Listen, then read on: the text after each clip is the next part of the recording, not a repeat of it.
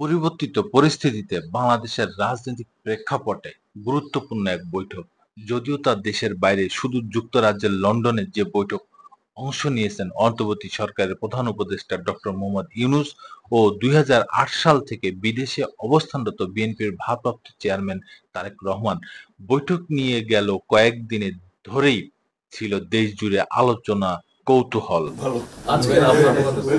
লন্ডনের পার্ক লেনের ডরচেস্টার হোটেলের বৈঠকে শুরু নির্ধারিত সময়ের আগেই পৌঁছান তারেক রহমান। বাংলাদেশ সময় দুপুর ২টায় শুরু হয় আলোচনা। শুরুতেই দুপক্ষের গুরুত্বপূর্ণ ব্যক্তিরা উপস্থিত থাকলেও পরবর্তীতে একান্তে আলোচনা করেন ডক্টর ইউনূস ও তারেক রহমান। কুশলাদি বিনিময়ের পর বৈঠক রূপ নেয় গুরুত্বপূর্ণ আলোচনায়। ৩ ঘণ্টা ব্যাপী অনুষ্ঠিত হওয়ার কথা থাকলেও ইউনূস তারেক বৈঠকটি স্থায়ী হয় ১.৫ ঘণ্টা। বৈঠক শেষে যৌথ সংবাদ সম্মেলনে অংশ নেন অন্তর্বর্তী সরকারের জাতীয় নিরাপত্তা উপদেষ্টা ডক্টর খলিলুর রহমান ও বিএনপির স্থায়ী কমিটির সদস্য আমির খসরু মাহমুদ চৌধুরী। বৈঠক নিয়ে সন্তুষ্টি প্রকাশ করেন উভয় পক্ষ। নিশ্চয়ই সন্তুষ্ট। আর সন্তুষ্ট না হলে তো যৌথ ঘোষণা আসার কথা নয়।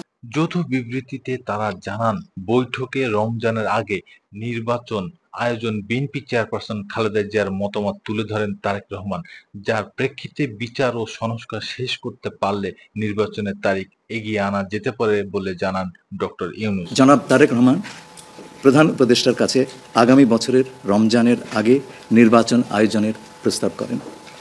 দলের চেয়ারপারসন বেগম খালেদা জিয়াও মনে করেন ওই সময় নির্বাচন অনুষ্ঠিত হলে ভালো হয়। প্রধান উপদেষ্টা বলেন ২০২৬ সালের রমজান শুরু হওয়ার আগের সপ্তাহেও নির্বাচন আয়োজন করা যেতে পারে।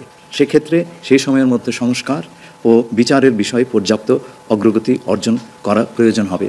তারেক রহমান প্রধান উপদেষ্টা অবস্থানকে স্বাগত জানান এবং প্রধান উপদেষ্টাও তারেক রহমানকে ফলপ্রসূ আলোচনার জন্য ধন্যবাদ দেন। সাংবাদিকের প্রশ্নের জবাবে বিএনপি স্থায়ী কমিটির সদস্য আমির খসরু মাহমুদ চৌধুরী জানান, ঐক্যমতের ভিত্তিতে সংস্কার ও জুলাই সনদ তৈরি হবে। ঐক্যমতের পরিপ্রেক্ষিতে আমরা সংস্কার এবং জুলাই সনদ দুটাই করব। সকলের ঐক্যমতের পরিপ্রেক্ষিতে সেটা সিদ্ধান্ত নেওয়া হবে।